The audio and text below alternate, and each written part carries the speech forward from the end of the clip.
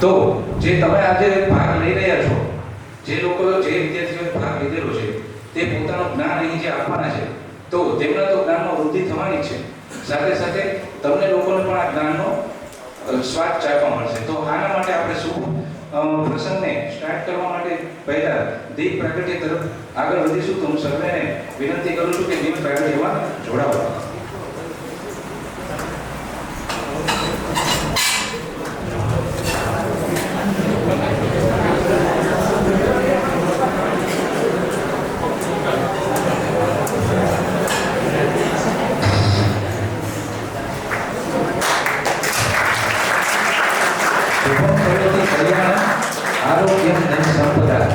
શત્રુબુદ્ધિ વિનાશાય દીપમ જ્યોતિ નમોસ્તુતે. અર્થાત સુખ અને કલ્યાણ કરનારી, આરોગ્ય અને ધન સંપત્તિ આપનારી, શત્રુ બુદ્ધિનો વિનાશ કરનારી દીવાની જ્યોતને નમસ્કાર છે.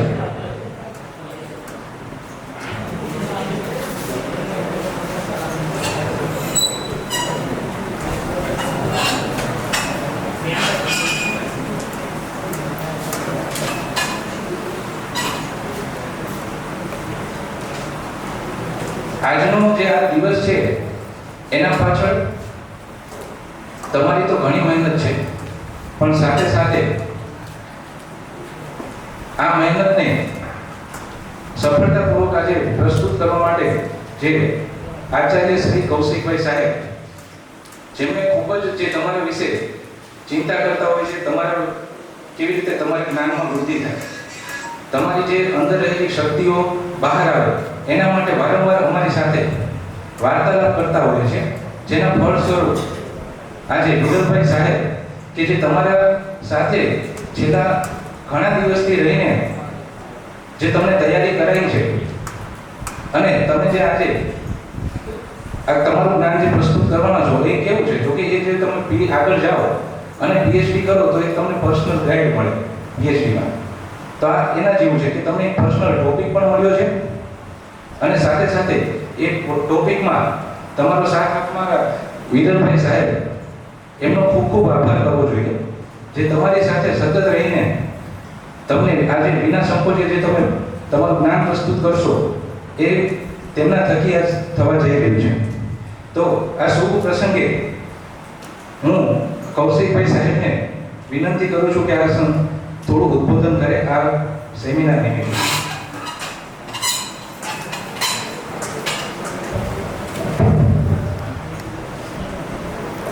આજના ગણિત ઉત્સવ પ્રસંગે ઉપસ્થિત સાયન્સ ભવનના દાતા અને દીર્ઘદ્રષ્ટા એવા શ્રી વિનુભાઈ, મારા સાથી મિત્ર સુપરવાઇઝર શ્રી અમિતભાઈ, અને મારા જે મોર પીછાથી રળિયામણો હોય એમ મારા સાથી મિત્રો, જેમને આ ગણિત ઉત્સવનું આયોજન કર્યું છે એવા કન્વીનર શ્રી વિરલભાઈ, અને અમારા હૃદયથી ખૂબ જ નજીક એવા અમારા વાલા બાળક. આજનો આ ઉત્સવ અનેરો બની રહેશે. આપ સર્વેની મહેનત અને આપ સર્વેના અથાગ પ્રયત્નો થકી જ્યારે ઉત્સવ ઉજવાઈ રહ્યો છે ત્યારે શાળાના વડા તરીકે મને તો ગૌરવ હોય જ, અને તમે તમારી પ્રસ્તુતિમાં જે પણ કંઈ તૈયાર કરીને આવ્યા છો ને એ કંઈ જ પણ ઓછું નથી. એક અસાધારણ કહી શકાય એવી આપની પ્રસ્તુતિ હશે. એના ઉદાહરણ સ્વરૂપે હું આપને 3 બાબતો ખાસ કહેવા માંગુ છું. કાલે જ એક ન્યૂઝપેપર વાંચતો અને એમાં એક સરસ લેખ હતો. કદાચ તમે પણ જો વાંચતા હોય તો જાણ્યું હશે કે આપણે જે મોબાઈલ વાપરીએ છીએ એ મોબાઈલની ઓપરેટિંગ સિસ્ટમ માઇક્રોસોફ્ટ કંપની અમેરિકાની, એને જાણી છે, બહુ જાયન્ટ કંપની, બહુ મોટી કંપની, અને સમગ્ર વિશ્વમાં આઈટી પ્રોફેશનલની સેવાઓ પૂરી પાડવા માટે એની એક વિશેષ નામના છે. આપણે જાણીએ છીએ કે આપણે જે મોબાઈલ વાપરીએ છીએ એમાં જે મેલ નાખીએ છીએ, જીમેલ, એ સહિત કેટલીક સેવાઓ આ કંપની આપે છે અને વિશ્વમાં એનું એક આખું નામ છે. આપણે જાણીએ છીએ કે જે પણ કોઈ સિસ્ટમ આવે તેની સાથે માઇક્રોસોફ્ટનું નામ જોડાયેલું હોય છે. તમને જાણીને આશ્ચર્ય થશે કે આવી સેવાઓ ભારતની કંપનીએ શરૂ કરી છે અને ભારતની આ જે કંપની આ સેવાઓ શરૂ કરી છે ને એના મુખ્ય ફાઉન્ડર એ વ્યક્તિનો મેં કાલે ફોટો જોયો ને તો મને આશ્ચર્ય થયું.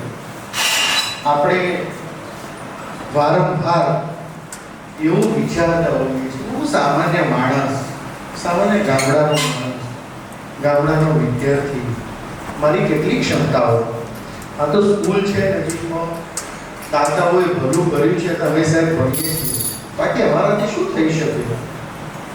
પણ મેં કાલે જ્યારે વ્યક્તિનું જીવન ચરિત્ર અને જીવનને કવર વાંચ્યું ને તો મને બહુ આશ્ચર્ય થયું. 1996 માં એ કંપનીની અમને શરૂઆત કરી હતી. જુઓ સમય 1996 એ સમય દરમિયાન એમને જાતે ભારતમાં એક ગામડામાં, સિટીમાં નહીં ગામડામાં એક કંપનીનું એમને એક રૂમમાં કંપનીની શરૂઆત કરી હતી. આજે એનું ટર્નઓવર 1 લાખ કરોડ રૂપિયા છે. એની માર્કેટ વેલ્યુ 1 લાખ કરોડ. અને હવેથી એવું કહેવાય છે કે ભારતીયો એનું આપણે અત્યાર સુધી જે જીમેલ વાપરતા હતા ને એની જગ્યાએ એમનું મેલ વાપરવાની લોકોએ શરૂઆત કરી.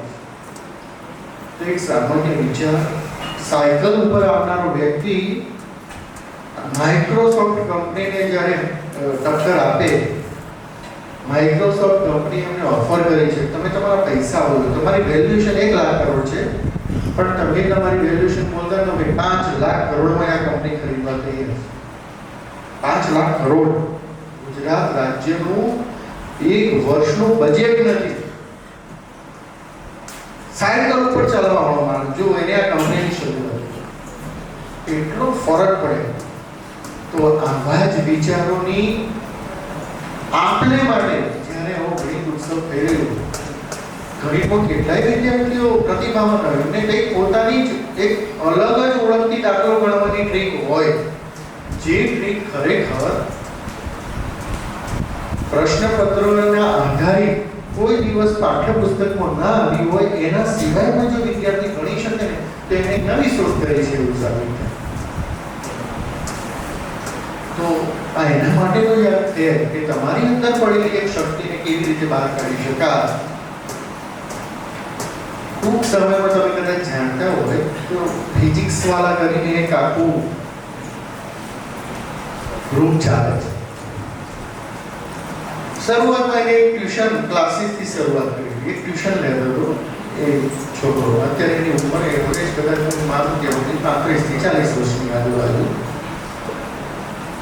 કંપનીનો એનો આઈપીઓ આવ્યો અઠવાડિયામાં. એની બ્રાન્ડ કેટલી મોટી થઈ તમે વિચાર કરો. જે વ્યક્તિ ટ્યુશન કરાવતો હતો એનો પોતાનો કંપનીનો આઈપીઓ આવ્યો અને આઈપીઓ નું ભરણું એટલે લોકો એમ કે એનું જીએમપી બહુ ઉપર બોલી રહ્યું છે. તો તમારી અંદર પડેલી શક્તિને જો તમે ઓળખી જાઓ ને તો તમે ક્યાંથી ક્યાં સુધી પહોંચી શકો એનો ખ્યાલ કદાચ તમને પોતાને છે. હવે તમે જે કરવા માંગો એ અસાધારણ બાબત માટે પૈસો જરૂરી નથી. એના ઉદાહરણ પણ હું તમને બે આપું તો અમિતાભ બચ્ચન બહુ કરોડપતિ. તમે જાણો કે બીસીમાં બહુ જ કરોડપતિ વ્યક્તિ, કોઈ પણ જાતની એનામાં અથવા તો એને પૈસાની કોઈ જ તકલીફ નહીં, પણ એનો છોકરો અમિતાભ બચ્ચન કરી શકે. તો જેનો પિતા કરોડપતિ છે, કોઈ મુશ્કેલી નથી, તો એનો દીકરો પોતે અમિતાભ બચ્ચન જેટલો પાવરફુલ બની શક્યો નથી. સચિન તેંડુલકર ક્રિકેટનો આપણે એને ભગવાન કહીએ, બરોબર છે ને. દુનિયા એને ક્રિકેટ માટે છે બહુ માનની દ્રષ્ટિએ જુએ, પણ એનો છોકરો સચિન તેંડુલકર જેટલું નામ કમાઈ શકે? કમી પૈસાની છે જ નહીં, પૈસા જોઈએ એટલા છે. કઈ આપણી અંદર પડેલો એ વિચાર છે કે પૈસાવાળી વ્યક્તિ જ બધું કરી શકે તો એ મિથ્યા છે. કરી શકશે એવો સામાન્ય માણસ છે. આ પાકિસ્તાન સામેની ફાઇનલમાં ને એના ઓસ્ટ્રેલિયા સાથેની મેચમાં આપણે જોયું ને કેટલા નવા યુવાન બેટ્સમેનોએ ભૂકા કાઢી નાખી છે. ભારતની નામના દીકરીઓ વર્લ્ડ કપ ફાઇનલ અને સેમીફાઇનલ તો જો કેવી પરિસ્થિતિમાંથી છોકરીઓ આવી હતી રમવા માટે અને આખું વાતાવરણ આ દેશમાં બદલી દીધું. તો શક્યતાઓ અને સંભાવનાઓથી ભરેલો આ દેશ છે, એમાં તમારે તમારી જાતને સાબિત કરવાની છે. આવા પ્લેટફોર્મ છે ને તમને બહુ ભાગ્યને જ્વલ્લે જ મળશે. તમે ખાલી મને યાદ છે ત્યાં સુધી છોકરીઓ હોય ને તો ખાલી નવરાત્રી આવે ને તો 2 મહિના પહેલાની તૈયારી ચાલુ થઈ. અહીંયાથી ચણિયા ચોળી લાવીશું, અહીંથી બુટિયા લાવીશું, અહીંથી લટકણિયા લાવીશું. કેમ? કારણ કે તમને એક આનંદ હોય કે આ એક પ્લેટફોર્મ છે જ્યાં હું મારું સરસ ગાઉં છું ને બતાવી શકું. મારી પાસે ગાવાની સરસ આવડે છે તો હું કે ઘેર ગાઉં, બાથરૂમમાં ગાઉં. તમે વિચારો નવરાત્રી આવે ત્યારે હું ગાઉં છું. તો એ પ્લેટફોર્મ છે તો આ પ્લેટફોર્મ તમને બહુ જલ્દી અને બહુ ઓછા મળશે. અને જે 12મા ધોરણમાં છે ને એ વિદ્યાર્થીઓ તો સમજી લે કે એમના માટે બહુ જ પ્લેટફોર્મ અગત્યનું છે. તો જ્યારે આવા ફંક્શન કે નિરાળા થાય ત્યારે બહુ જ ઉત્સાહપૂર્વક ભાગ લઈએ. એકાદ વખતમાં કદાચ આપણને નિષ્ફળતા ઓછું આવે તો તે બહુ મોટો પ્રશ્ન નથી ભાઈ. ઘરના માણસો જોડે જ રજૂઆત કરવાની છે અને કંઈક ભૂલ પડે તો ટીમે એની છે આપણને સુધારવા માટે. આછા શું કરવા પડે? રજૂઆત માટે અને આવડત માટે હંમેશા તૈયાર જ રહે. એક છોકરી હતી નાની અને એની માને એવું કહ્યું કે મારા સાહેબને તો કશું આવડતું નહીં, દાખલા હરકું શીખવાડતા જ નહીં. તો જઈ અને બાકડે બેસી ગઈ. બાકડામાં બાજુમાં એક ઉંમરલાયક વ્યક્તિ બેઠા હતા અને એમને એવું કહેવા લાગી કાચી તમારા સાહેબ કશું શીખવાડતા મને કઈ છે સમજણ નથી, હું તો થાકી ગઈ ગઈ. તો બાજુમાં બેઠેલા વડીલ હતા ને એવું કે કેમ બેટા કેમ થાકી ગઈ? તો કે મને દાખલો ના આવડે. બોલો અમારા સાહેબે શીખવાડ્યો. તો કે લાય હું શીખવાડ્યું. તો એ જે ઉંમરલાયક વ્યક્તિ હતા ને એમને શીખવાડ્યું, ધીમે શીખવાડ્યું. તો પેલી છોકરીને આવડી ગઈ. હવે નિત્યક્રમ એવો થઈ ગયો કે એ છોકરી રોજ એ બાકડા ઉપર આવી બેસે અને એ જ સમયે પેલા મૂકવું હતા પેલા નાખી દે ઉંમરલાયક વ્યક્તિ હતા એ પણ ત્યાં આવીને બેસે અને એને બરાબર શીખવાડે. હવે પરિસ્થિતિ એવી કે છોકરી જે પરિસ્થિતિમાં હતી એનાથી વિપરીત પરિસ્થિતિ, એટલે જે પ્રમાણેનું એનું રિઝલ્ટ હતું એના કરતાં વધારે પરફોર્મન્સ દેખાવા લાગી. એટલે એને માતાને એમ કહ્યું કે વ્યક્તિ શીખવાડે કોક તો છે, નહીં તો આ છોકરીને આટલું બધું આવડતું નહોતું. તો કોણ શીખવાડતું છે? તો એ પૂછે છે એની દીકરીને તું ક્યાં જાય છે? તો કે હું તો કઈ નહીં પેલા બગીચા જોઉં છું ને ત્યાં એક દાદા જેવા છે ને એ મને શીખવાડ્યું. એમ એમનું ઘર કે ત્યાં સામે જ આવ્યું છે. એવું છે કે હું એમના ઘેર જઈ પછી કલાકે કરવાનું છું, એમની જોડે બહુ જ બેસું છું, બધી બહુ વાત. તો કે ચાલ મને લઈ જાય. એની માતા અને એ લઈ જાય છે અને પછી એ સમયે તો એ પોતે બગીચામાં હતા નથી, કદાચ ઘરમાં ગયા હશે. તો એની માતા કહે છે કઈ છે દેખાતા તો છે ને? તો કે હું સામે ઘર છે. તો એ ઘરમાં જવાની તૈયારી કરે છે અને જેવો જ દરવાજો ખોલે છે સામે એમનું ઘર દેખાય છે અને નેમ પ્લેટ ઉપર નામ લખ્યું છે. શું હોય છે? Albert Einstein. મહાન. તમે આમ કલ્પના કરો કે તમારા પોતાની વ્યક્તિને એ વ્યક્તિ ભણાવતો હોય તો કેટલી મોટી પરિસ્થિતિ કહેવાય. તો પછી રિંગ મારી દરવાજો ખુલે છે ને પછી આલ્બર્ટ આઇન્સ્ટાઈનની સામે દેખી અને પેલી લેડી છે એ બહુ ભાવુક થઈ ગયો છે. કે સાહેબ માફ કરજો, મારી છોકરીએ તમારો બહુ સમય બગાડ્યો. કેમ? કારણ કે આટલી મોટી વિચારની વ્યક્તિ અને આવા સામાન્ય બાળક માટે એમ કે પોતાનો 1.5 કલાક 2 કલાક જેટલો સમય આપી દે છે. તો આલ્બર્ટ આઇન્સ્ટાઈને કહ્યું કે મને પણ આ દીકરી પાસેથી ઘણું શીખવા મળ્યું છે. તો આવું જ એક ચિત્ર અને નિરૂપણ આપણે પણ કરીએ કે જીવનમાં જ્યાં મળે ત્યાં જે પણ ડગલે કે પગલે મળે ત્યાં શીખવાનો હંમેશા પ્રયત્ન કરીએ અને જે પણ કામ કરીએ ને એને ખૂબ જ દિલથી કરીએ. ઇવન દેટ તમે છોકરીઓ ઘેર વાસણ આમ સાફ કરો ને તો એ એટલા દિલથી સાફ કરો. રાજકુમારને કોઈ એક વખત એક વ્યક્તિએ પૂછ્યું કે તમે તો હીરો છો એટલે તો સફળ જ હોય ને એમાં કંઈ કહેવાની વાત છે, તમારે જોડે તો પૈસા. રાજકુમાર કહે છે ના ના એવું નથી કે જો હું બૂટ પોલિશ કરું ને તો મારા જોડે બૂટ પોલિશ કરાવવા લોકોની લાઈન લાગી જાય, એટલી પ્રેમથી હું બૂટ પોલિશ કરું. તો મતલબ તમે જે કામ કરો છો એને કેટલો પ્રેમ કરો છો ને એ મહત્વનું છે. કોઈ પણ વસ્તુ આપણે શીખી નહીં શકતા ને એનું કારણ એ છે કે આપણે એની અંદર પરોવાતા નથી. જ્યારે તમે એની અંદર ડૂબી જાઓ ને ત્યારે તમને વસ્તુ 100% જ આવે. મેં હંમેશા 10મા ધોરણનું એક ઉદાહરણ આપેલું છે. જેટલા બાળકો મારા ક્લાસમાં ભણેલા છે ને એમને એમ કીધું છે જ્યારે તમે નવી સાયકલ શીખો ત્યારે જુઓ 2 જણ ગવર્નર પકડી રહ્યા હોય, પાછળ 2 જણ સ્ટેન્ડ પકડી રહ્યા હોય, સાયકલ આમ થતી હોય. પણ આવડે એટલે તો આપણે રોડ પર આપણે પોતે એનું ગવર્નર ના પકડીએ તો એ શીખી જાય. તો એ શું છે? આપણે સાયકલ ઉપર શું કર્યું છે? બરાબરનો કંટ્રોલ મેળવી લીધો છે. ઘણા તો પાછું આગળ ટાયર ઊંચું કરીને ચલાવે એક ટાયર. તો તમે કેટલા નિપુણ થશો ને એ તમારો અનુભવ અને તમારી પ્રેક્ટિસ બતાવશે. તો જે તે વિષય વસ્તુ પર તમે જેટલા વધારે પકડ જમાવશો ને એટલો જ વિષય તમારી કાબૂમાં રહેશે. એટલે ભાગવાની કોશિશ નથી કરવાની, પકડવાની કોશિશ કરવાની. આપણી મુશ્કેલી શું છે વિદ્યાર્થીની? જે વસ્તુ નથી આવડતી એનાથી આપણે બહુ દૂર થઈ જઈએ છીએ. સમજો કે આપણે ગણિત નહીં આવડતું, ગણિતનો પીરિયડ આવે તો આપણે કઈ સાહેબ પાસે આ પીરિયડ શું પીટી ના મૂકો. દરેક વસ્તુનું જીવનમાં મહત્વ છે, તમે એ સમજો અને એ દરેક જગ્યાએ કામમાં આવશે. એટલે આપણે એ જ પ્રકારનું એક જીવન જીવીએ અને આવા ઉત્સવો થકી આપણે કંઈક વિશેષ બનવાની કોશિશ કરીએ. આ સમગ્ર આયોજન બદલ હું કન્વીનર શ્રી વિરલભાઈનો ખૂબ ખૂબ આભાર વ્યક્ત કરું છું.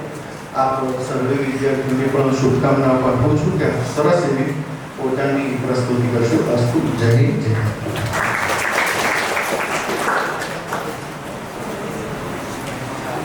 ખૂબ ખૂબ આભાર કૌશિક સર.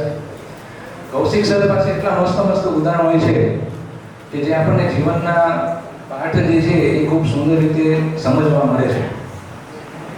એ મેં બહુ સરસ કીધું છે કે તમને જે આજે પ્લેટફોર્મ મળ્યું છે એના ઉપર તમે વિના સંકોચે ભલે ભૂલ પડે તો એવું કોઈ ગભરાવાની જરૂર નથી. તમે સારી રીતે ખૂબ સારી રીતે પરફોર્મ કરે એવી અમારી શુભેચ્છા છે. અને આ પાછળ તમને પણ ખ્યાલ છે કે આપણે જે સાયન્સ વિભાગ જે છે સાયન્સમાં એક સિલેબસ પૂરો કરવા માટે અને દરેક વિષયને પૂરતું જ્ઞાન આપવા માટે અમારે જેમ બને એમ વધારે લેક્ચર્સની જરૂર હોય છે. તો હમણાં છેલ્લા થોડાક સમયથી આપણે સાયન્સ વિભાગમાં એટલો બધો ઉત્સાહ હતો, જેમાં વિદ્યાર્થીઓને શીખવાનો ઉત્સાહ હતો અને વિરલ સરને શીખવાડવાનો ઉત્સાહ હતો. તો અમે સામેથી મેં કહેતા તમે તારે લેક્ચર તમારે જોતો હોય તો અમે તમને લેક્ચર આપવા તૈયાર છીએ. તો બીજી હું વાત કરું કે જે તમારી પાસે જ્ઞાન છે એ વિનમ્રતાથી શોભે. તમે ફક્ત જ્ઞાન લઈને જ્યારે બહાર નીકળશો ત્યારે જો તમારામાં ડિસિપ્લિન વિનમ્રતા ના હોય તો એ જ્ઞાન અધૂરું છે. અને આપણી શાળામાં આ બાબતે ખૂબ જ સારી એવી સેવા આપી રહ્યા છે એવા શ્રી અમિતભાઈ સાહેબ, આપણી સ્કૂલના સુપરવાઇઝર શ્રી, એમને હું ઉદ્બોધન માટે આવકારું છું.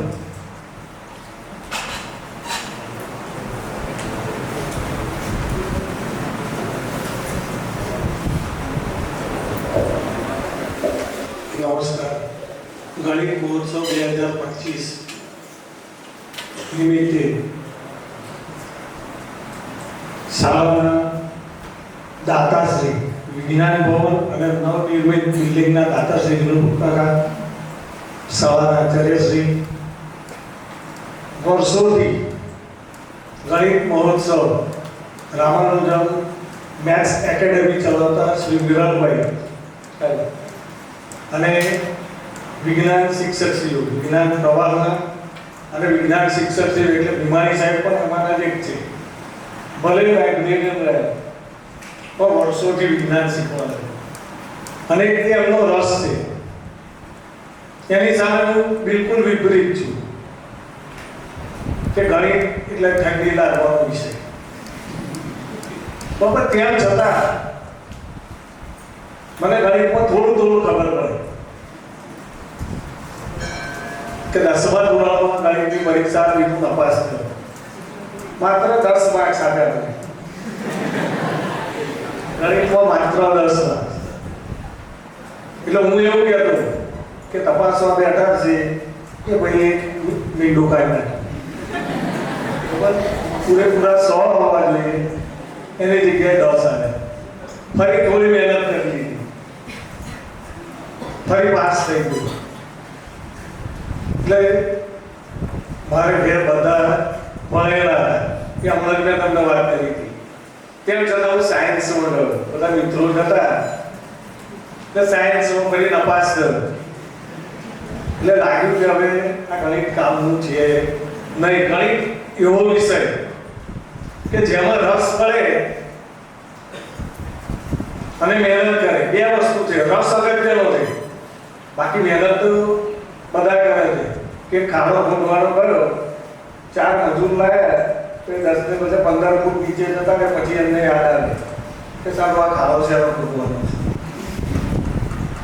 બરાબર અને એન્જિનિયર હોય તો માર્ક લઈ બરાબર ખોદાવે બરાબર એટલે આપણે એન્જિનિયર તો સ્માર્ટ વર્ક શીખવાનું મજૂરી કરવાની નહીં એમાં રસ પડે તો તમને આવડશે બાકી રસ નહીં પડે તમે ગમે તેટલું મહેનત કરશો એનો કોઈ અર્થ નહીં એટલે અમુક એવું વિચારે કે અમે તો બી ગ્રુપ વાળા બરાબર એટલે અમારે મેથ્સ જોડે એવું લેવા દેવા નહીં પણ ખરેખર અઘરામાં બધું મેથ્સ ફિઝિક્સ તમારું જે મેથ્સ છે એના કરતાં ફિઝિક્સ અઘરું છે એટલે ગણિત તો આવડવું જોઈએ સાયન્સ લીધું એટલે તમને ગણિત આવડવું જોઈએ એટલે એના પ્રત્યે રસ પેદા કરે બાકી બધું ઓટોમેટિકલી આવડી જાય નહીં બાકી ગણિત તો ભારતના સંસ્કારમાં છે ઋષિ મુનિઓથી માંડી અને આખા વિશ્વમાં શૂન્ય કોણે આપ્યું તો આગળ વધે આવ્યું બરાબર કે વર્ષો પહેલા કોઈ પણ જાતનું એ નહોતું તેમ છતાં ગ્રહો નક્ષત્રો અને આજે પણ તમે સોમનાથમાં જાઓ સોમનાથ મંદિરમાં એક એરો છે પૃથ્વીનો ગોળો છે અને એક એરો દોરેલો છે અને ત્યાં લખેલું છે કે ભાઈ આ એરો પણ તમે જાઓ તો વચ્ચે કોઈ પણ પ્રકારની ભૂમિ આવ્યા વગર તમે સીધા દક્ષિણ ધ્રુવ પર પહોંચી હવે વિચાર કરો એ વખતે આજના જેવા આધુનિક સાધનો હતા નહીં બાકી અત્યારે તો તમે વિમાન ઉડ્યું હોય તો એ વિમાન કઈ જગ્યાએ પહોંચ્યું એ પણ તમે જોઈ શકો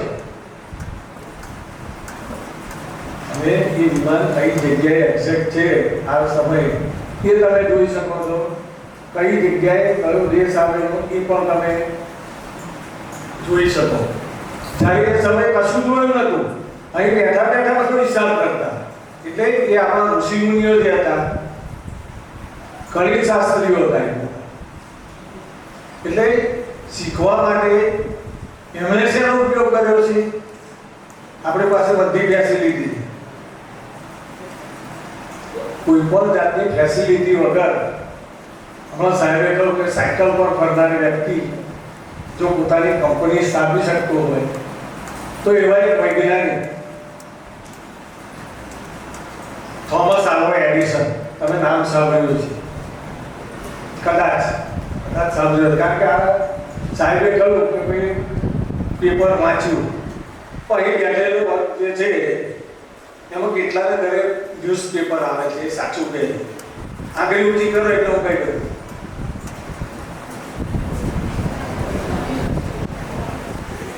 કોઈ નહીં, નો બને. હવે બેટા પેપરની જે કિંમત છે એ 4 રૂપિયા કે 5 રૂપિયા છે. પપ્પાને કહી દેવાનું કે મસાલો ઓછો ખાય દિવસ બરાબર. પણ એક ન્યૂઝપેપર મંગાવવાનું રાખો અને એ વાંચવાનું પણ રાખો. એનું કારણ કે તમારા માટે પણ આવવાનો સમય છે એ કોમ્પિટિટિવ એક્ઝામ. હવે તમારે જો કોમ્પિટિટિવ એક્ઝામ આપવી હશે તો તમારે કરંટ ટોપિક કે દેશ વિદેશમાં ને બધે શું ચાલે છે એ જાણવું હશે તો ન્યૂઝપેપરથી ખબર પડશે. આ મોબાઈલ છે એમાં બધું દેખાશે ખરું પણ એ લિમિટેડ છે. આખા વિશ્વનું જ્ઞાન તમને આપી શકશે નહીં. એટલે થોમસ આલ્વા એડિસન જ્યારે શાળામાં ભણતા ત્યારે બહુ જિજ્ઞાસુ માણસ હતા. અમુક વિદ્યાર્થી હોય કે સાહેબ આ લોકોને લખ્યું ખરું પણ આવ્યું કઈ રીતે એ મને ખબર પડી નહીં. બીજા કેવા હોય કે સ્વીકાર્યું સાહેબ એટલે સાચું છે. સાહેબ બોલ્યા એટલે એને બ્રહ્મ વાક્ય કહેવાય. એનો કદી વિરોધ થાય નહીં. બરાબર. જ્યારે અમુક વિદ્યાર્થીઓ હોય આ લખ્યું એ બરોબર છે સાહેબ પણ અહીંયા વર્ષ કઈથી આવ્યું વીજ હતું તમે વર્ષ કેમનું કરી એમનું હેલ કઈ રીતે કર્યું એ તમારી જિજ્ઞાસા. બરાબર. એટલે જિજ્ઞાસા વૃત્તિ કેળવવી પડે. એટલે થોમસ આલ્વા એડિસન નાનો હતો એટલે શાળામાં જાય એટલે જાત જાતનું એને કુતૂહલ એટલે જાત જાતના પ્રશ્નો પૂછે. એટલે એના શિક્ષક એની પર અટકાઈ ગયા. એને ઠપકો આપે. એકવાર એની માતાને બોલાવી કે તમારો છોકરો તો નકામો છે. તો કેમ નકામો છે? તો કે હંમેશા પ્રશ્નો પૂછ કરે. કોઈ પણ વસ્તુ હોય એના પ્રશ્નો પૂછે છે એટલે સારો વિદ્યાર્થી છે નહીં. એની માતા પણ શિક્ષક હતી એટલે એને કહ્યું કે મારો દીકરો એ વધુ પડતો જિજ્ઞાસુ છે. એને દરેક વસ્તુ જાણવામાં રસ છે અને એ સમયે આજના જીવન કોઈ ચોપડીઓ બીજું કોઈ જ્ઞાનનો સ્ત્રોત હતો નહીં. જે શાળામાં શીખવાડવામાં આવતું એ સિવાય કોઈ સ્ત્રોત હતા નહીં. એટલે એની માતાએ કહ્યું કે કશું વાંધો નહીં એ કાલથી શાળાએ નહીં આવે. હું એને ઘરે ભણાવીશ. હું પણ શિક્ષક છું. એટલે એની માતાએ એને ભણાવ્યો અને આજના સમયમાં જોવા જાઓ તો સૌથી વધારે જુદી જુદી શોધખોળ એની પેટન્ટ થોમસ આલ્વા એડિસનના નામે કે આખા વિશ્વને સૌથી પહેલું અજવાળું આપનાર એટલે બલ્બ શોધનાર પણ આલ્વા એડિસન. એટલે તમે ખરાબ વિદ્યાર્થી છો એવું કહી શકાય નહીં. તમારામાં કંઈક ને કંઈક પડેલું છે. અભાવ શેનો છે? તો સાચી મહેનતનો, સાચા માર્ગદર્શનનો. માર્ગદર્શન તો તમને મળે છે શાળામાંથી શીખવાડવામાં સરસ આવે છે પણ એની સામે આપણો રિસ્પોન્સ કેટલો? આપણે સામે કામ કરી આપવું પડે. આપણી પાસે કેટલા કલાક છે વધારાના એ મારા ક્લાસમાં ભણેલા છે એને ખબર હશે. એમને ટાઈમ ટેબલ બનાવી નાખ્યું કે ભાઈ આપણી પાસે વધારાના સમય ઊંઘવાના માત્ર 6 કલાક, રિક્રિએશન નવ દો બધું થઈ 2 કલાક, શાળામાં આવવાના 8 કલાક, 6 ને 2 બરાબર 8 ને 16 વધ્યા કેટલા? રોજના 8 કલાક. કોઈ રોજના 8 કલાક કામ કરે છે? કોઈ વિષયનું ટાઈમ ટેબલ બનાવ્યું? બરાબર. રોજના 8 કલાક એટલે 8 7 56. એક અઠવાડિયાના 56 કલાક છે. તમારી પાસે વિષય કેટલા છે? મુખ્ય 3. બરાબર. 3 મુખ્ય વિષયો ને દરેકને 18 કલાક આપી દો. કોઈ જગ્યાએ ડાકોરી મારવું પડે? બધું જ આપણે ને આપણો જ સમય છે. ઊંઘવાનો સમય બચાવવાનો છે. અમુક 8 કલાક મૂકતા હશે અમુક આજે પણ હશે અમુક વર્ગ એમ 8 કલાક મૂકતા. તમે રોજના બેટા 2 કલાક બગાડો. એટલે આ રીતે તમે મહેનત કરો અને ખૂબ પ્રગતિ કરો. બરાબર. 12મા વાળાને અત્યારથી શુભેચ્છા આપું કે સારામાં સારું પરિણામ. અને 11મું ધોરણ એમણે મહેનત ચાલુ જ રાખવાની. 2 જ વર્ષ છે આપણે માટે, 2 વર્ષ ના રહે, પૂરા 12 વર્ષ. પછી લાંબુ વેકેશન જ છે, બરાબર? જ્યાં સુધી કોલેજમાં પ્રવેશ ના મેળવો ત્યાં સુધી લાંબુ વેકેશન. એટલે 11મા ધોરણવાળા મામા માસી ત્યાં કરતા હોય એમને વેકેશન આ વર્ષે ભૂલી જવાનું. 12મા ધોરણની તૈયારી કરવાની. અને મને આ પ્રસંગે બોલાવ્યો, યાદ કર્યો, વર્ષોથી કરે છે. વિરલભાઈ બોલતા તો છે નહીં, એ બદલ વિરલભાઈનો ખૂબ ખૂબ આભાર.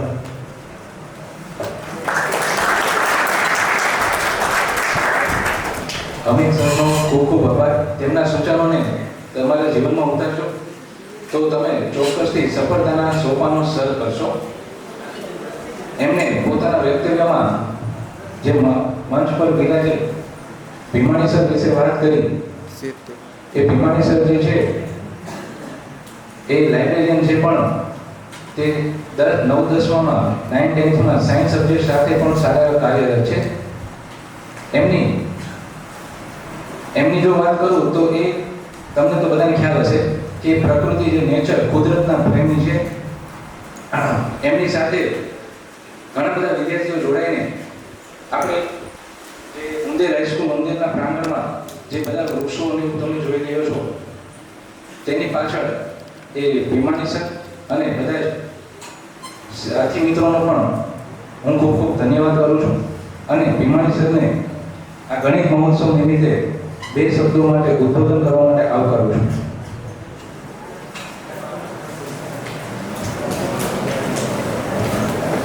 સૌને નમસ્કાર. વિજ્ઞાન ભવનના દાદા શ્રી કૌશિકભાઈ પટેલ સાહેબ, આચાર્ય શ્રી અને સુપરવાઇઝર શ્રી અમિતભાઈ સાહેબ, આ સેમિનારના મુખ્ય સંચાલક એવા શ્રી વિરલભાઈ સાહેબ તથા શિક્ષક મિત્રો અને મારા બાળકો. ઘણી બધી સાદી વાતો થઈ છે. હું 1-2 વાત કરું પછી વિરામ આપું, કેમ કે મારે બધા છોકરાઓને સાંભળવાની ઈચ્છા છે કે આજે જે 16 લોકો વિદ્યાર્થીઓ ભાગ લીધો, 22 વિદ્યાર્થીઓ ભાગ લીધો, તો પોતાની જે રજૂઆત છે એ કેવી કરે છે અને કેવા કેવા નવા ટોપિક લાવ્યા. મેં થોડી હાઇલાઇટ જોઈ છે, બહુ સરસ ટોપિક લાવ્યા. અને દર વર્ષે સેમિનારમાં વિરલભાઈ કંઈક નવું જ લાવે. તો આ સેમિનારમાં ભાગ લીધેલા બાળકો અને વિદ્યાર્થી મિત્રો, ખરેખર આમ જોઈએ તો આવો સેમિનાર મને કેમ નહીં લાગ્યું આણંદ જિલ્લામાં ક્યાંય થતો હોય.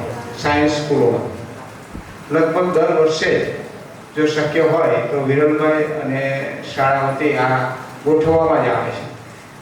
અને આજે આ સેમિનારમાં લાઈવ પ્રસારણ અત્યારે યુટ્યુબ પર ચાલુ જ છે.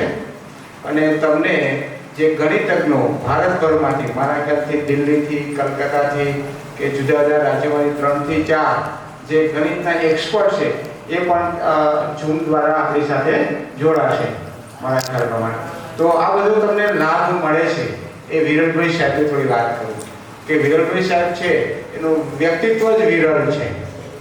એ ફક્ત આપણી શાળામાં આટલા પ્રવૃત્ત એવું નથી, પણ અમને તો ખબર છે કે ગુજરાતભરની તમામ શાળાઓમાં એમને આમંત્રણ આપે એ પણ જઈ શકતા નથી. એમની પાસે મેથ્સ ક્લબ ઉપરાંત મેથ્સની લેબ છે, લેબોરેટરી, જેમાં મેથ્સને સરળ રીતે શીખવાના ઘણા બધા પ્રયોગો છે. અમે તો બધા જોયેલા છે, કારણ કે વર્ષોથી એ મેથ્સ લેબ સાથે સંકળાયેલા છે. કદાચ તમે અમુક નહીં જોયા હોય તો એમનો લાભ લઈ લેજો. એ મેથ્સ ક્લબની અંદર, એ મેથ્સ લેબોરેટરીની અંદર બહુ સરસ પ્રયોગો છે. એમાંના કેટલાક પ્રયોગો આજે કદાચ રજૂ પણ થાય, અહીંયા અવારનવાર સેમિનારમાં રજૂ થાય છે. તો આવા વ્યક્તિત્વ ધરાવતા વિરલભાઈ સાહેબનો ખાસ કરીને એ ગ્રુપવાળાને લાભ મળે છે, બી ગ્રુપવાળાને મળતો નથી. એ સ્પષ્ટ વાત છે કે બી ગ્રુપમાં મેથ્સ નથી આવતું, બાયોલોજી આવે છે, પણ ફિઝિક્સ આવે છે. 50% મેથ્સ જ કહેવાય. ફિઝિક્સની અંદર 50% ગણિત આવે, પણ વિરલભાઈ સાહેબ એનો લાભ આપી શકતા નથી. એટલે કદાચ બી ગ્રુપવાળાને થોડું લાગતું હશે સાહેબ અમને તો લાભ મળતો નથી, પણ દરેકને મેથ્સ ન રાખી શકે. એટલે બી ગ્રુપ બરાબર છે તમારા માટે.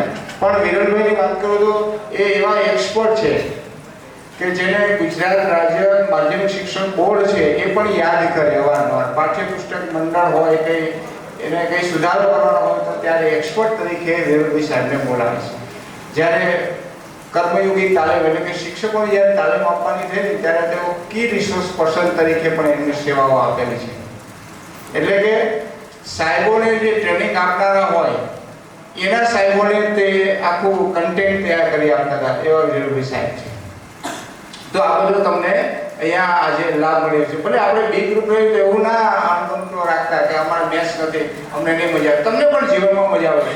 આ મેથ્સ એવું છે કે તમે 10 સુધી તો ભણેલા છો, તો એને વ્યવહારિક ઉપયોગો કેવા હોય એના વિશે પણ ઘણી આમાં ચર્ચાઓ આજે થશે.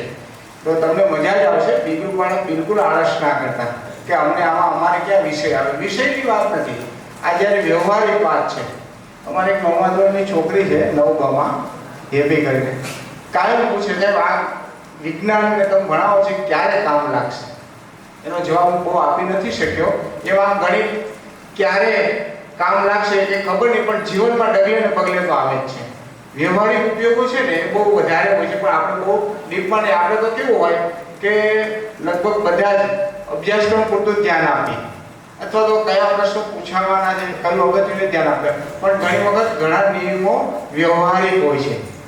જેમ ગણિતમાં પણ દાખલા એવા વ્યવહારિક હોય છે. આપણને થાય sin θ અને cos θ ક્યારેય કામ નહીં લાગે, પણ કામ લાગતું હોય છે. એનો ઊંડો અભ્યાસ કરો તો તમને ખબર પડે, અથવા એમાં ઊંડાણમાં જાઓ તો મેથ્સમાં બધી જ જરૂર પડે છે.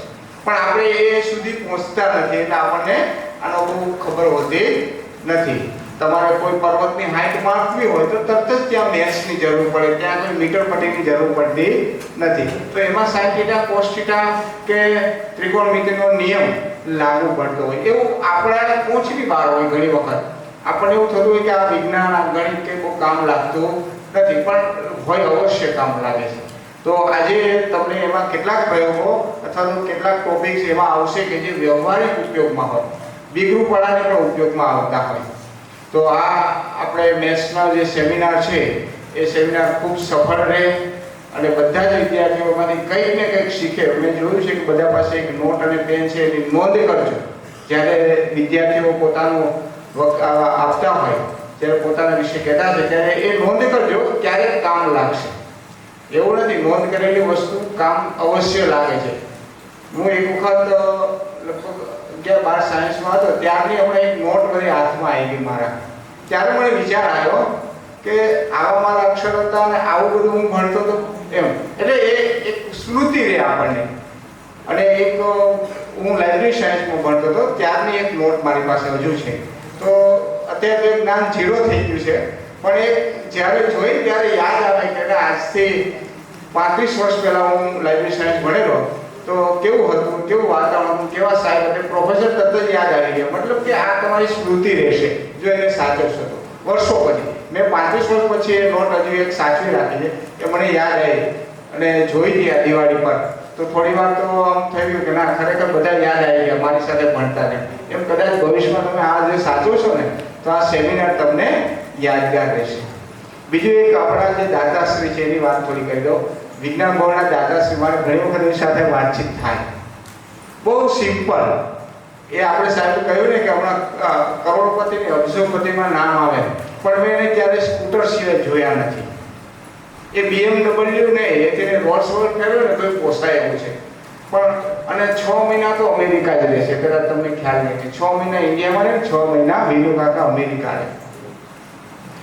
તો આ એમની જુઓ તમે આપણે જે હોલમાં બેઠા છે ને એ પણ એમનું દાન છે. તમે સાયન્સમાં ભણો છો એ દાન, નવું બિલ્ડિંગ બની રહ્યું છે. એ અથાગ મહેનત કરે છે. આ ઉંમર એમની પણ મહેનત કરવાની નથી, છતાંય અથાગ મહેનત કરે છે. એનું એક ઉદાહરણ છે તમારી પાસે.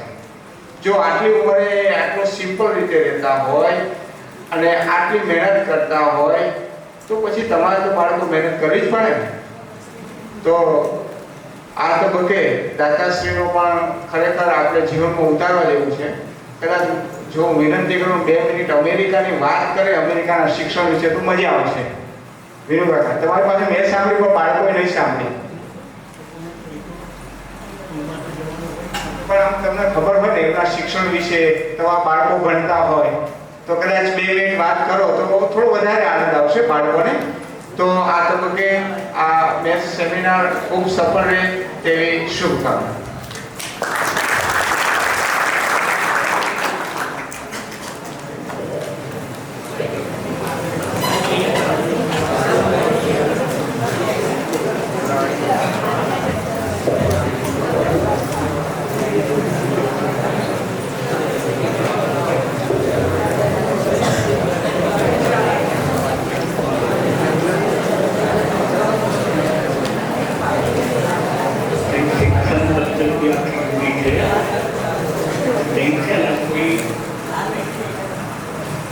રાજકીય કોઈ અમારા ઉદ્યોગનું નથી. એ લોકો આપણો બુજુર્ગ છે. એ લોકોને જે રીતે કરવું એ રીતે કરે. એમાં તો રાજકીય હું જોઈએ છે ભાગ ભજવે છે કે જે રીતે કરવું એ કરી નથી શકતા. છોકરાઓને લગભગ બસ લેવા આવે છે 1 માઇલની અંદર હોય તો લેવા મૂકવા જવું પડે. 1 માઇલથી વધારે હોય તો બસ ત્યાં ઘરે લેવા આવે છે, મૂકવા આવે છે 5 કરોડ સુધી. કોઈ ફી નથી, કોઈ એ નથી, બધું પૈસા વગેરે થાય છે. સ્કૂલમાં નામ લખાવવું પડે. અને એ લોકો કંઈક ચા નાસ્તો કે જે લોકો આપતા એ આપે છે બધું. એ લોકો જો છોકરાઓ 8 વાગે સ્કૂલ ચાલુ થતી નાસ્તા 5 જો ન ગયા હોય તો તરત જ ઘરે ફોન આવે કે છોકરો તમારે આવ્યો નથી તો શું છે. મા બાપે કહેવું પડે કે એમને ટેમ્પરેચર છે, તાવ આવે છે. એટલું બધું જાગૃત છે સરસ છે છોકરાઓ બધું. અને કોલેજમાં ગયા પછી ખૂબ મોટી ફી છે. પછી એટલે વકીલ થવું હોય તો $5 લાખ જોઈએ, ડૉક્ટર થવું હોય તો $4 થી $5 લાખ જોઈએ, પછી આઈટીમાં ભણવું હોય તો $2 લાખ રૂપિયા જોઈએ છોકરા. એટલે ફી બહુ મોટી છે. કંઈ પણ ગવર્મેન્ટ બધું જ આપણને આપે છે. ફી કે જે કીધું પછી તમે ભણી લો, નોકરી કરો, તમારે કંઈ સપોર્ટ થોડા કરીને પાછા ગવર્મેન્ટનો સપોર્ટ બહુ છે બધી રીતે.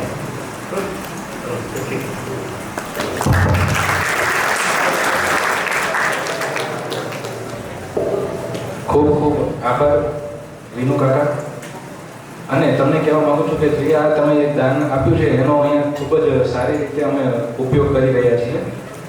અને આ જે આપણે સેમિનાર આજે યોજાઈ રહ્યો છે એ ખંભાત તાલુકાની કોઈ પણ સ્કૂલમાં યોજાતો નથી. આપણી ઉંજેલ હાઈસ્કૂલ ઉંજેલ એકમાત્ર એવી સંસ્થા છે કે જ્યાં આ મેથ્સ સેમિનાર દર વર્ષે યોજાય છે. અને ભીમાણી સરે જે વાત કરી બાયોલોજીના સ્ટુડન્ટ જે આમાં ભાગ લઈ શકતા નથી, અર્થાત તેમને અમે આમાં પાર્ટિસિપેટ કરાવી શકતા નથી. અમારી પણ અમુક મર્યાદા છે. પણ આજે જ સવારે અમે વાત કરી કૌશિક સર કે જે બાયોલોજીના સ્ટુડન્ટ છે એ પણ અમારી પાસે આવ્યા હતા. એમણે પણ કીધું અમારે ભાગ લેવો છે તો અમે ટૂંક આવનારા સમયમાં જે જીવ વિજ્ઞાન મહોત્સવ જે છે એ એમના માટે અમે પ્રયત્ન કરી રહ્યા છીએ કે એ પણ આ સ્કૂલમાં આપણે યોજાય. તમે જે નજીવી ફીમાં અથવા કહેવાય કે ફ્રીમાં જે અહીંયા અભ્યાસ કરી રહ્યા છો એ તમારા જે પુણ્ય કર્મો હશે એટલે તમે અહીંયા કરી રહ્યા છો. બાકી જે વધારે ફી ભરીને જે પ્રાઇવેટ સ્કૂલમાં તમે અભ્યાસ કરવા જે જાય છે એમને પૂછજો કે આપણી સ્કૂલ જેવો તો અભ્યાસ ત્યાં કરાવતા જ નથી. તો જે આ મેથ્સ સેમિનાર કે જેમની પાછળ અથાગ મહેનત છે વિરલ સરની, એમને હું આવકારું છું કે આ પ્રસંગ નિમિત્તે ઉદ્બોધન કરે. નમસ્કાર, બધા ટાંકી લો.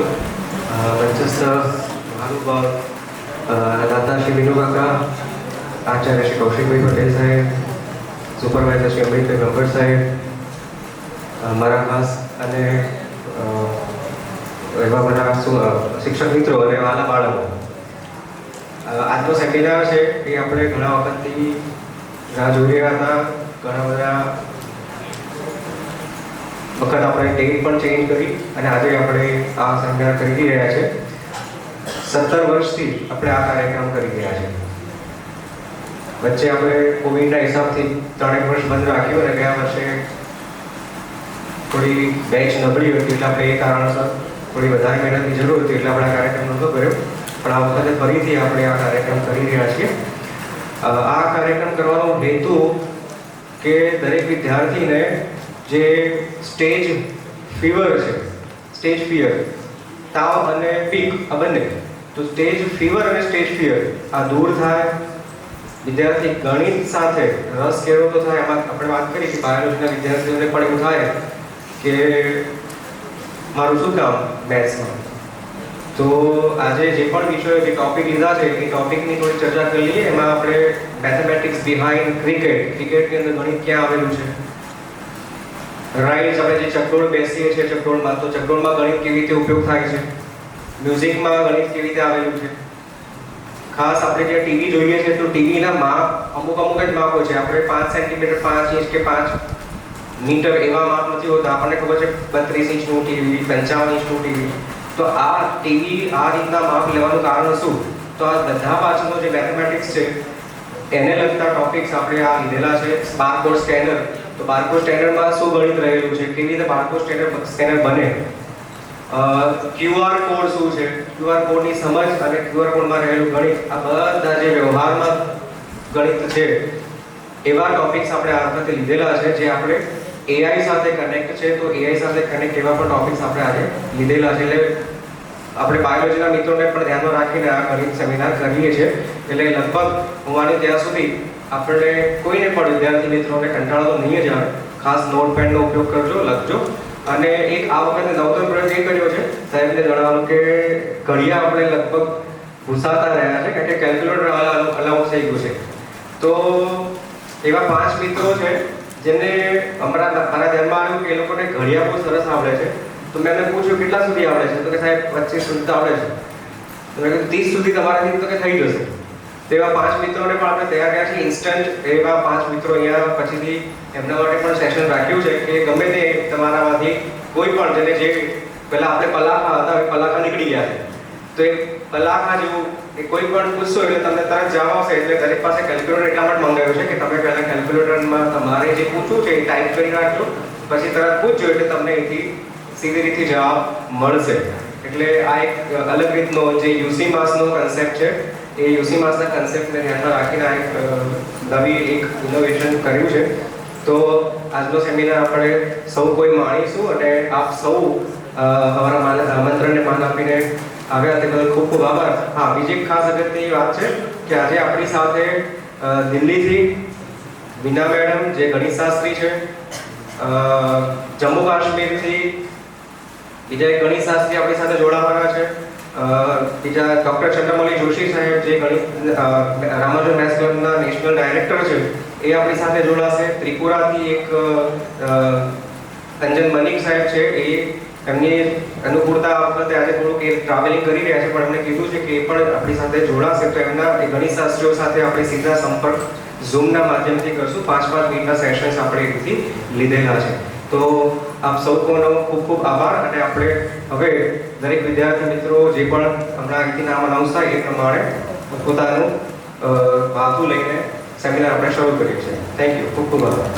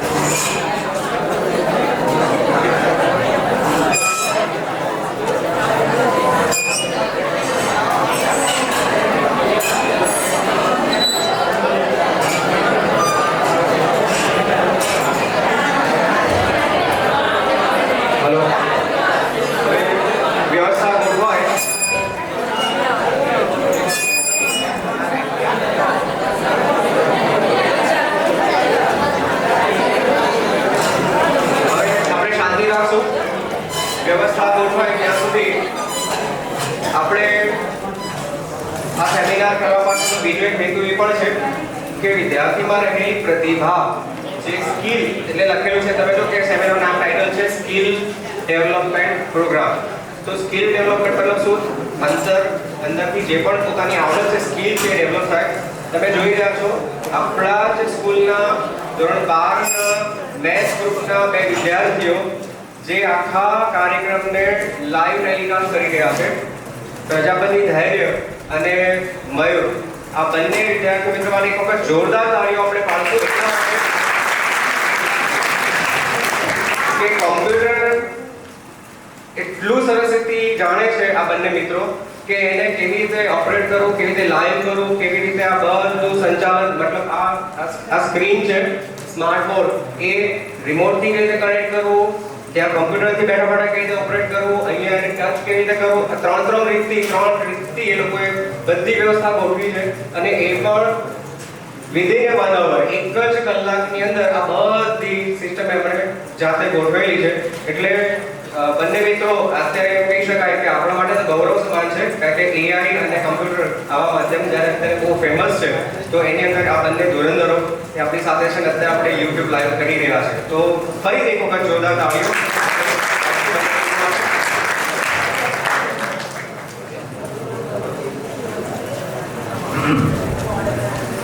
હવે આપણને લોકોને મેચ નિહાળવી બહુ ગમે છે.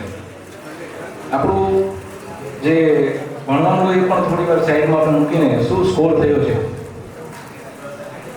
કેવું ખેલાડી કેવું રમી રહ્યો છે, એ આપણે થોડું જોઈ લઈએ છીએ. આ જે મેચ રમાય છે, જે ક્રિકેટ રમાય છે, એમાં બેટ્સમેન જે છે એ રન બનાવે છે, બોલર જે છે એ એની લાઈન અને લેન્થ જાળવી રાખે છે.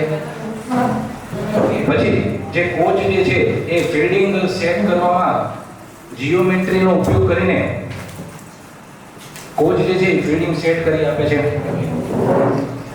સ્ટ્રાઇક રેટ આવે મેચમાં, સ્ટ્રાઇક રેટ કયો ખેલાડી કેટલી સ્ટ્રાઇક રેટથી રમી રહ્યો છે. જે બોલિંગ છે, બોલિંગ જેવો ખેલાડી બોલિંગ જે છે, બોલર બોલિંગ કરે એટલે તરત જ એ બોલની સ્પીડ આપણને સ્ક્રીન પર દેખાઈ જાય છે. પછી એવરેજ આપણને જોવા મળે છે. તો આ ક્રિકેટમાં દરેક જગ્યાએ ગણિત છોપાયેલું છે. એના માટે ધૈર્ય પ્રજાપતિ આપણી સમક્ષ મેથેમેટિક્સ બિહાઇન્ડ ક્રિકેટ ટોપિક લઈને આવી રહ્યો છે.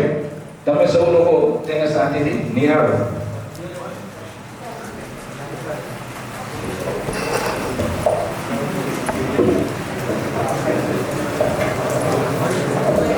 के बोर्ड लिस्ट ले ले.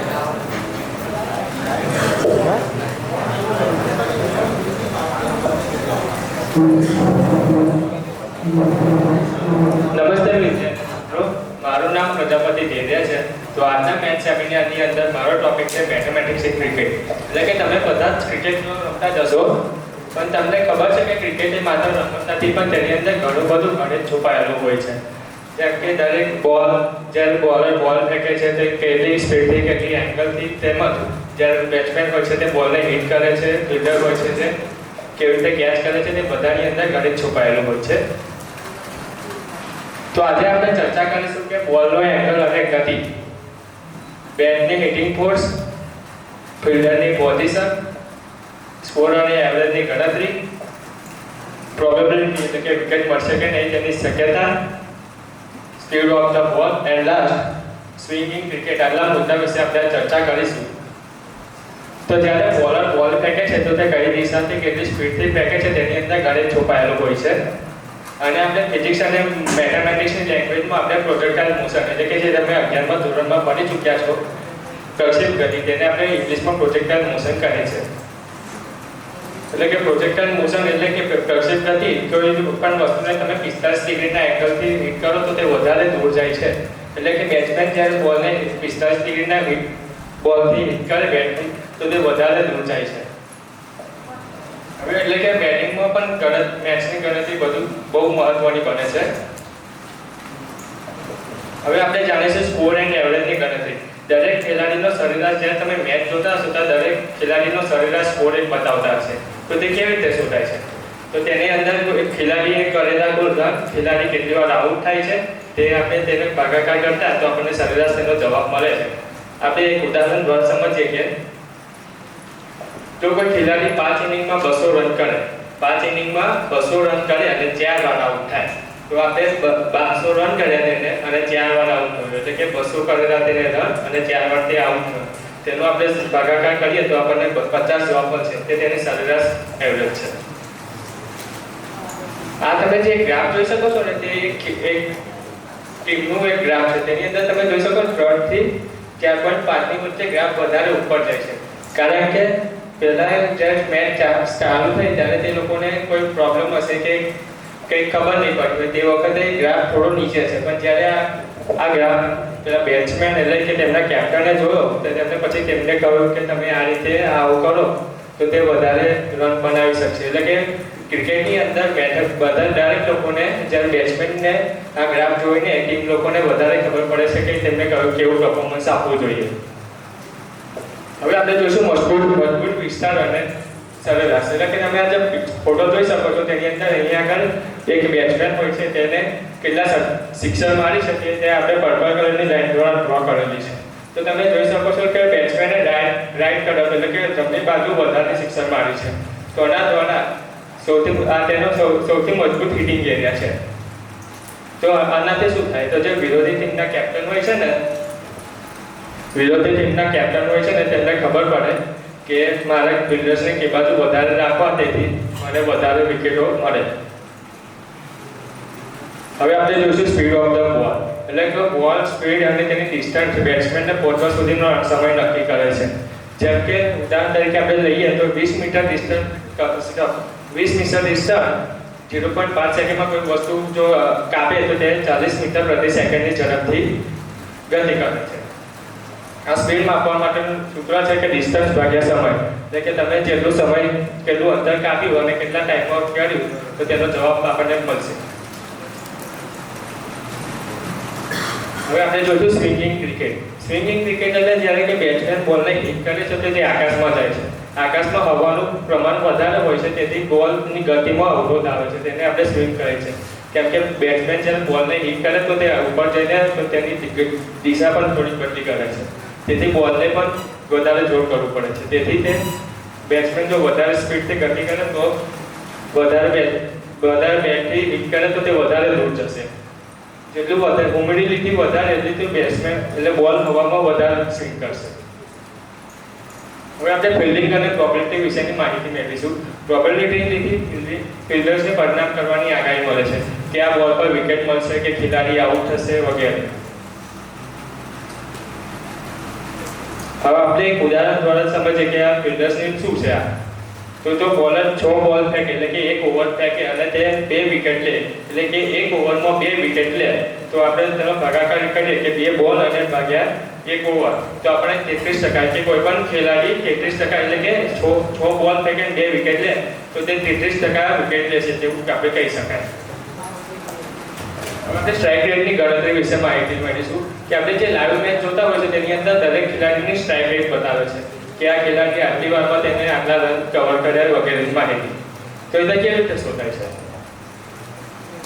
તો તેનું શોધવા માટેનું પણ તેની અંદર ઘણું બધું ગણિત છુપાયેલું છે કે કુલ રન ભાગ્યા બોલ્સની સંખ્યા, એટલે કે ખેલાડીએ કરેલા રન ભાગ્યા બોલ્સની સંખ્યા, તેને આપણે ગુણાકાર 100 વડે કરીશું તો આપણને તેનું સરેરાશ સ્ટ્રાઇક રેટની ગણતરી મળશે. આપણે એક ઉદાહરણ દ્વારા જોઈએ કે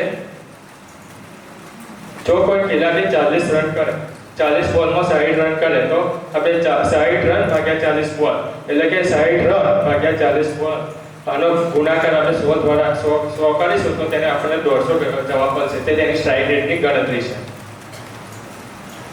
હવે આપણે ફોર્સ એન્ડ મોમેન્ટમ જોઈશું કે વધારે ફોર્સ લગાડવાથી બોલ વધારે દૂર જાય છે. એટલે તે બેટ્સમેન જો બોલની સ્પીડ નક્કી બેટ્સમેન હોય છે જે બોલને વધારે જોરથી હિટ કરશે તો તે વધારે દૂર જશે, એટલે કે 45 ડિગ્રીના એંગલથી અને વધારે જોરથી હિટ કરશે તો તે વધારે દૂર જશે.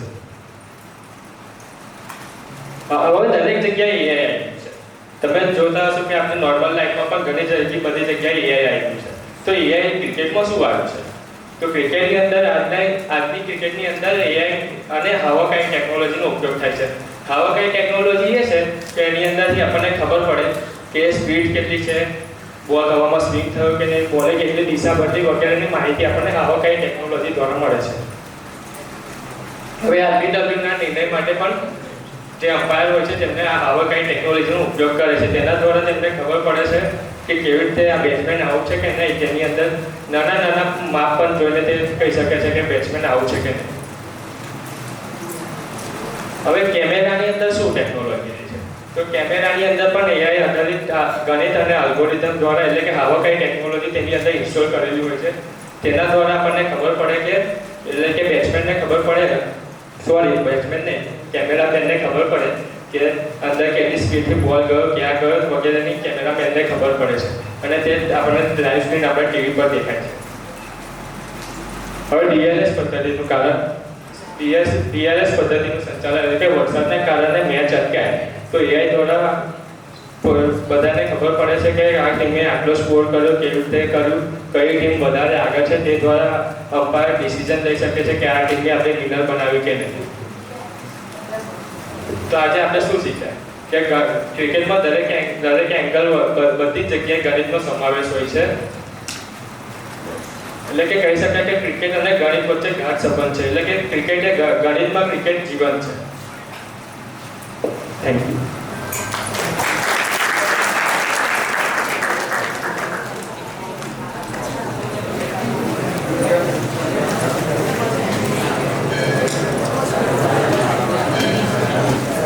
પ્રજાપતિ ધૈર્યએ આપણને ક્રિકેટ પાછળ જે ગણિત છે જેમાં એઆઈનો પણ ઉપયોગ થઈ રહ્યો છે ખૂબ જ સરસ માહિતી આપણને આપી.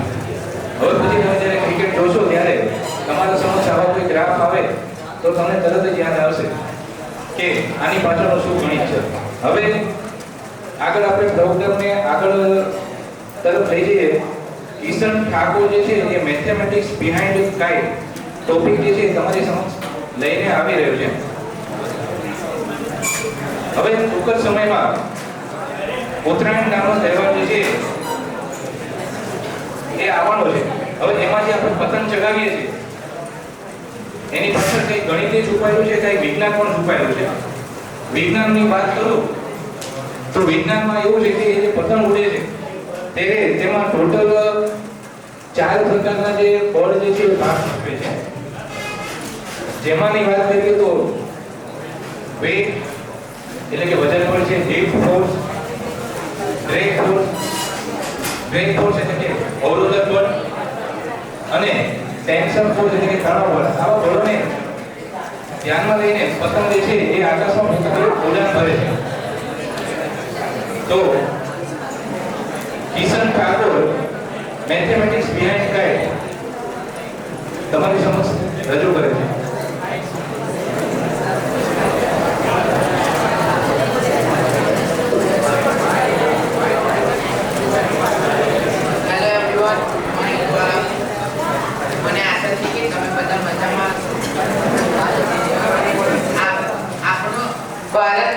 સંસ્કૃતિ પ્રધાન દેશ છે, જેમાં અવારનવાર તહેવારો આવતા રહે છે. જેમાં એક તહેવાર છે ઉત્તરાયણ, જેમાં પતંગનો ઉલ્લેખ આવે છે. તે આપણા શાસ્ત્રોમાં પણ પતંગનો ઉલ્લેખ થયેલો છે. ભગવાન શ્રી રામે તેમના જીવનકાળમાં તેમના ભાઈઓ સાથે પણ પતંગ ઉડાવી હશે એવું માનવામાં આવે છે અને તેવું લખેલું પણ છે. તો આજે આપણે પતંગ વિશે કંઈક નવી જાણકારી મેળવીશું જે આપણે ઘણી રસપ્રદ છે અને તેમાં તમને ખૂબ જ મજા આવશે.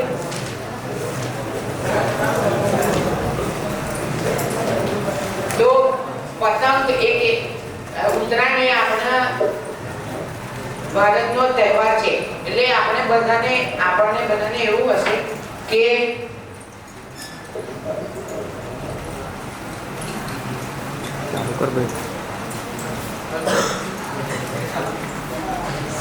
સ્વિચ ઠેક આગળ લાવી દે, ઠેક આગળ લાવી દે.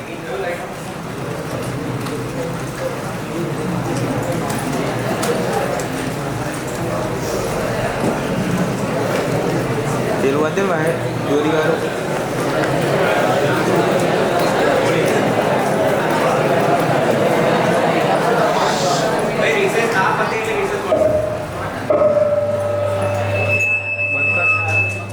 બંધ કરો તમારે એ નહીં આ વાળેલું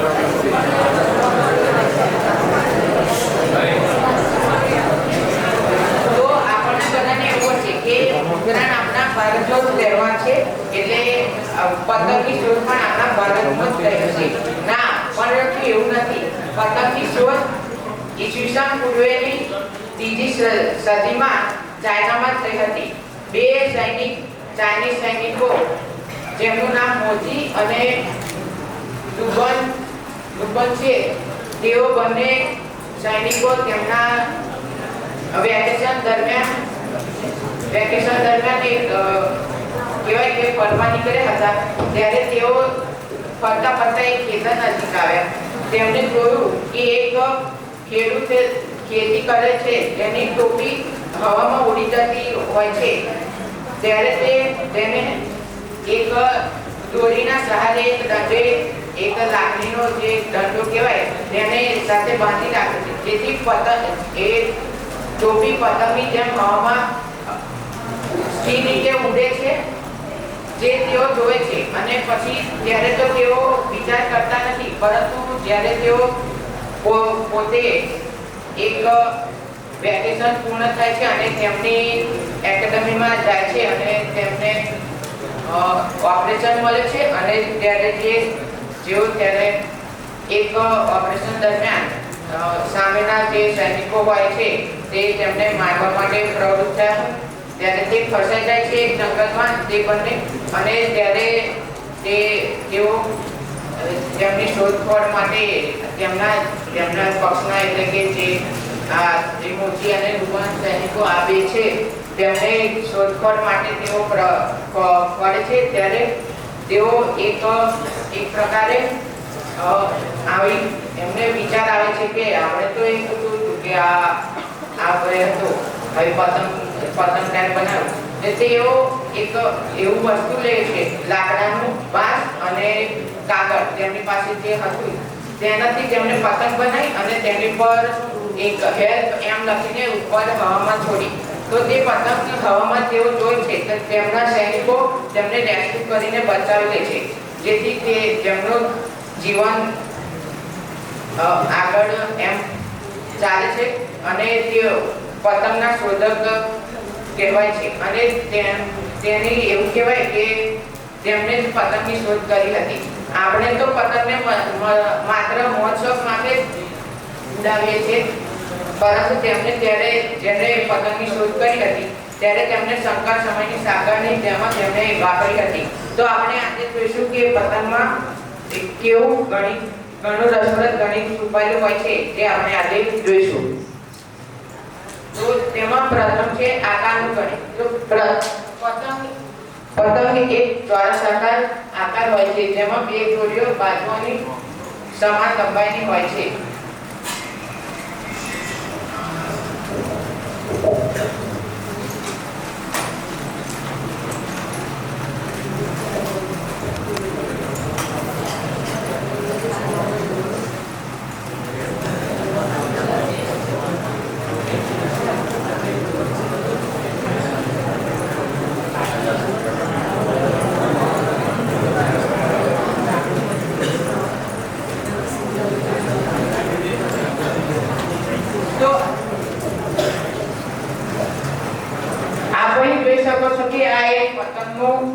એક મોડેલ તૈયાર થયું છે આપણે.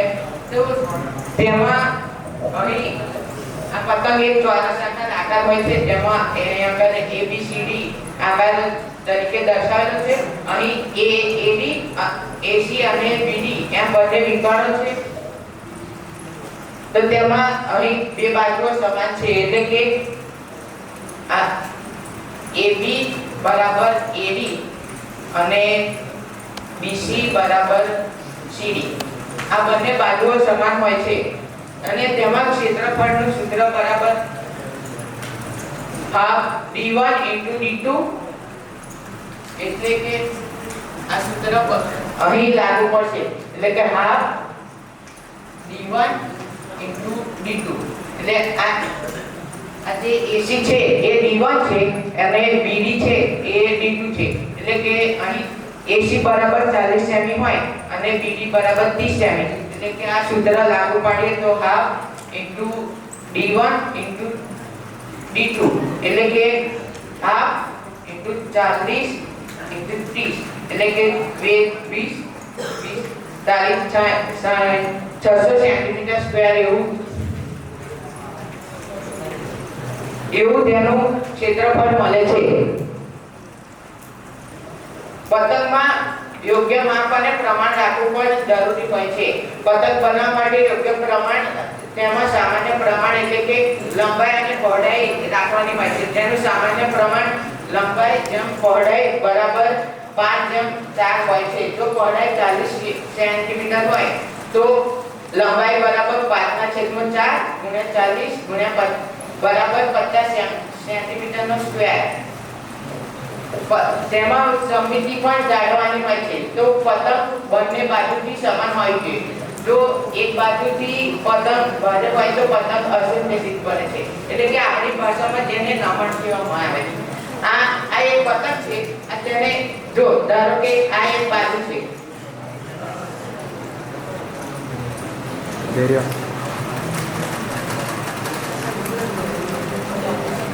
આ એક પતંગની બાજુ છે. જેવી આ સેમ બાજુ હોય છે એવી જ સેમ બાજુ આ બાજુ પણ હોય છે. એ જ રીતે નીચેની પણ જેવું આ બાજુ છે તેવી જ સેમ બાજુ આ બાજુ પણ હોવી જોઈએ, જેથી પતંગ એકદમ સ્થિર રીતે ઉડે છે. ખૂણાનું ગણિત. તો પતંગ એવી રીતે બનાવાય છે કે તેનો તેથી ઉપરનો ખૂણો 40 થી 50 અને નીચેનો ખૂણો 65 થી 70 ડિગ્રી નો હોય છે, જેથી પતંગ સ્થિર રીતે હવામાં ઉડી શકે છે. સંતુલન અને દોરીનું સ્થાન. તો પતંગ અને દોરીનું સ્થાન યોગ્ય સ્થાને હોવું જોઈએ. ધારો કે આપણે પતંગને જો વધારે ઉપર તેના પર દે તો પતંગ પાછળની તરફ વળી જશે, અને જો ઉપર નીચેની તરફ વધારે નીચે કિનારા પર દે તો પતંગ આગળની તરફ વળી જશે. સામાન્ય રીતે દોરીની ઊંચાઈ પતંગની લંબાઈના 1/3 ભાગમાં રાખવાની હોય છે. બળોનું ગણિત. પતંગ ઉડાડતી વખતે 3 મુખ્ય બળો કાર્ય કરે છે. એટલે કે ઉડાન, હવાના દબાણથી પતંગ ઉપરની દિશામાં જાય છે. રેલ એટલે કે ખેંચાણ, હવાનો વિરોધ જે પતંગને પાછળ ધકેલે છે. ટેન્શન એટલે કે તણાવ, દોરીને તણાવ દ્વારા પતંગને નિયંત્રિત રખાય છે. આ ત્રણેય બળો ત્રિકોણીય સમીકરણ દ્વારા કાર્ય કરે છે. સામગ્રી પસંદગીનું ગણિત. તો પતંગ બનાવવા માટે યોગ્ય સામગ્રી ગ્રામ અને સેન્ટીમીટરમાં માપવામાં આવે છે, જેમાં વાંસ 0.6 થી 0.8 ગ્રામ અને કાગળ છે તે 0.8 થી 0.5 સેન્ટીમીટર ગ્રામ સેન્ટીમીટર ઘન જે રંગીન અને હલકું રાખવામાં આવે છે. અને દોરીની લંબાઈ જે આપણે 9 તારમાં માપીએ છીએ તેને, એટલે 9 થી તે 12 તાર એમ અહીંયા આગળ 0.9 થી તે 1.2 ગ્રામ સેન્ટીમીટર ઘનમાં માપવામાં આવે છે. તણાવ અને વક્રતા. લાકડીમાં થોડી વક્રતા રાખવામાં આવે છે કે જેથી પતંગ સંતુલિત રીતે હવામાં ઉડી શકે છે. આ વક્રતાનું ગણિત વૃત્તાકાર આકાર પર હોય છે, જેનું સમીકરણ r બરાબર 8l2 2h છે, જ્યાં r બરાબર ત્રિજ્યા, r બરાબર વક્રતા અને l બરાબર લાકડીની લંબાઈ.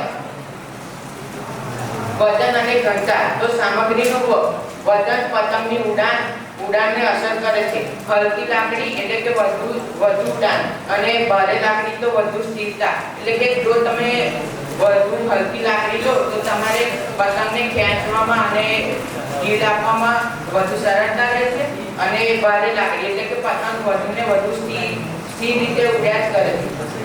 હવાના ખૂણાનું ગણિત. તો પતંગને આપણે સામાન્ય રીતે 10 થી 20 અંશના ખૂણે ઉડાડતા હોઈએ છીએ, પરંતુ જો પતંગને 12 થી લઈને 15 ડિગ્રીના એટલે કે 12 થી લઈને 15 ડિગ્રી સુધી પતંગ હવામાં ઉડાડીએ તો તે સંપૂર્ણ રીતે આપણી અનુકૂળતા મુજબ જ પતંગ ઉડી શકે છે.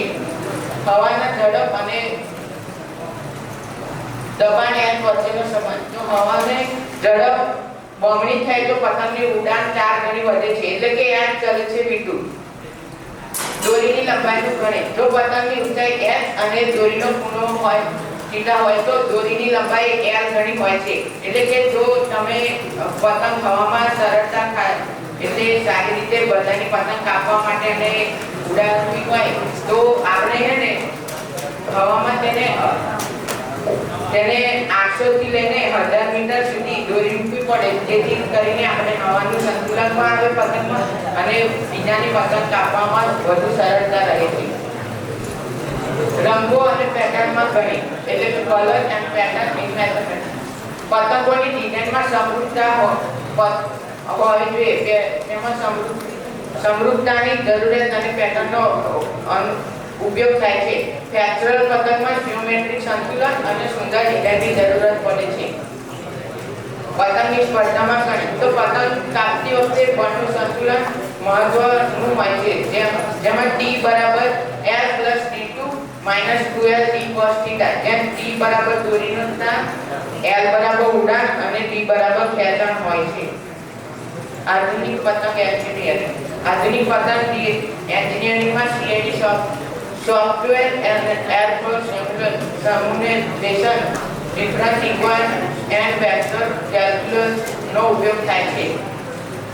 નિષ્કર્ષ તો આપણે આ પતંગ બનાવવાની એક જટિલ ગણિતીય કળા છે, જેમાં જીઓમેટ્રીનું પ્રમાણ, ભૌતિકશાસ્ત્ર અને ડિઝાઇનનું સંયોજન હોય છે. તો આ છે ગણિતની ઉદાહરણ.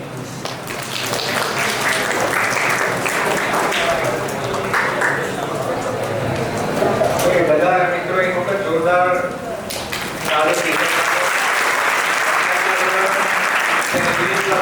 આજે આ મિત્રો બહુ સરસ રીતે પોતાનું લેક્ચરને જાતે તૈયાર કરીને આજે આપણી સાથે જ્યારે બોલતો હોય તો આપણે બધા જે પણ વિદ્યાર્થી મિત્રો બોલી રહ્યા બધા પહેલી વખત બોલી રહ્યા છે. અને પહેલી વખત જ્યારે બોલતા તો આપણને ખબર છે કે શું થાય, બહુ જે યાદ રહે, ભૂલી જાય, ના યાદ આવે, કશું કંઈક કહેવાના કે તરતથી અંદર ઠંડો થઈ ગયો છે સાવ, થોડી વાર પછી તરત સાવ લાગે. આપણે બધા થોડીક વાર માટે ઠંડા થઈ જઈશું. 2 વાગ્યા સુધીનો રિસેસનો સમય છે.